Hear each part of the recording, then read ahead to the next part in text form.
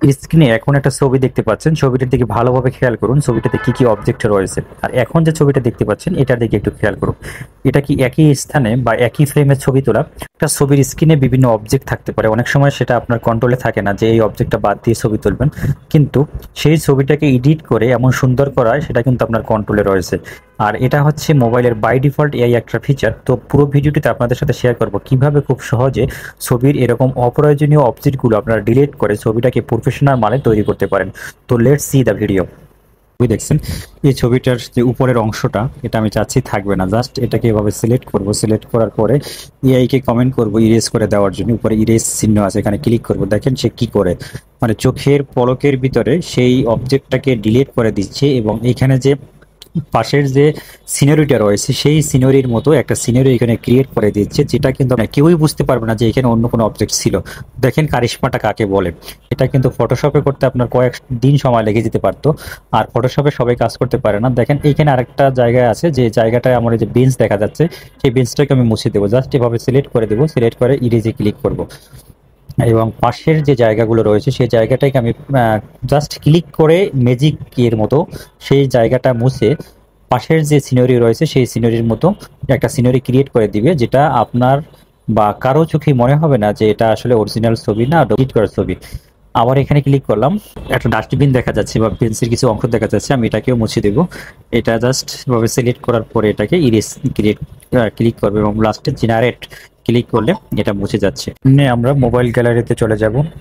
Mobile gallery থেকে যে কোনো একটা ছবিকে ওপেন করব। জাস্ট এই ছবিটাকে ওপেন করে নিই। ছবিটাকে ওপেন করার পরে নিচের দিকে দেখেন পিনের মতো একটা চিহ্ন রয়েছে, এই পিনে ক্লিক করবো। জাস্ট পিনের উপরে ক্লিক করলাম, এডিট, এটাকে এডিটে ক্লিক করার পরে এখন এইখান থেকে ফটো অ্যাসিস্ট এই আইকনে ক্লিক করব। ক্লিক করার পরে জেনারেটিভ এডিট নামে একটা অপশন আসবে, জেনারেটিভ এডিটে ক্লিক করব। জেনারেটিভ এডিটটি অ্যাক্টিভ হওয়ার পরে এখন আপনি যে জায়গাটাকে মুছে দিতে চাচ্ছেন সেই জায়গাটাকে শুধুমাত্র সিলেক্ট করে দেবেন। সিলেক্ট করার দিলে উপরে ইরেজ চিহ্ন আসবে, ইরেজে ক্লিক করবেন।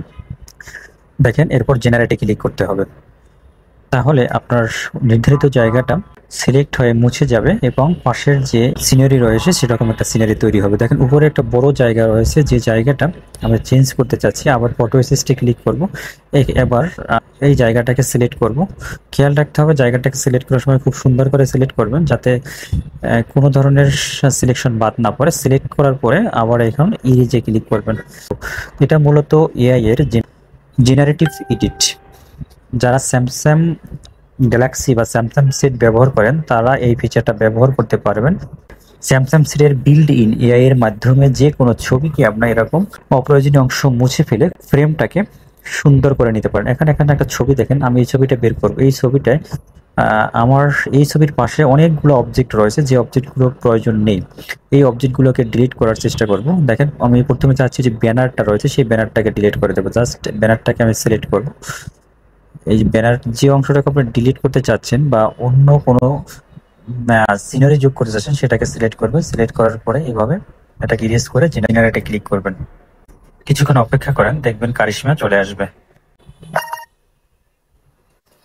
এই ছবিটার আরো অনেকগুলো অপ্রয়োজনীয় অবজেক্ট রয়েছে, সবগুলো ডিলিট করে ছবিটাকে একদম টোটাল ফ্রেমটাকে সুন্দর লুকেটিভ করতে চাচ্ছি। দেখেন আমার ডান দিকে অনেকগুলা অবজেক্ট ছিল, একটা টেবিল ছিল, একজনের চেহারাটা দেখা যাচ্ছে এবং কিছু অ্যাড রয়েছে। টোটালটাকে মুছে দিতে চাই, এটাকে সিলেক্ট করলাম। সিলেক্ট করার পরে এটাকে ইরেজ করে জেনারেটিভে ক্লিক করলাম। জেনারেটিভে ক্লিক করার পরে কিছুক্ষণ অপেক্ষা করতে হবে। জাস্ট টোটাল সিনারিটা কিন্তু চেঞ্জ হয়ে গেছে।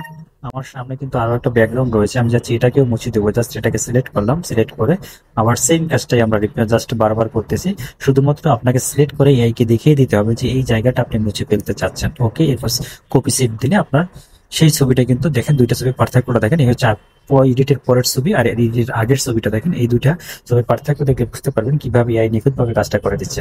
ওকে, থ্যাংক ইউ এভরিওয়ান। ভিডিওটা ভালো লাগলে অবশ্যই লাইক, কমেন্ট এবং শেয়ার করবেন।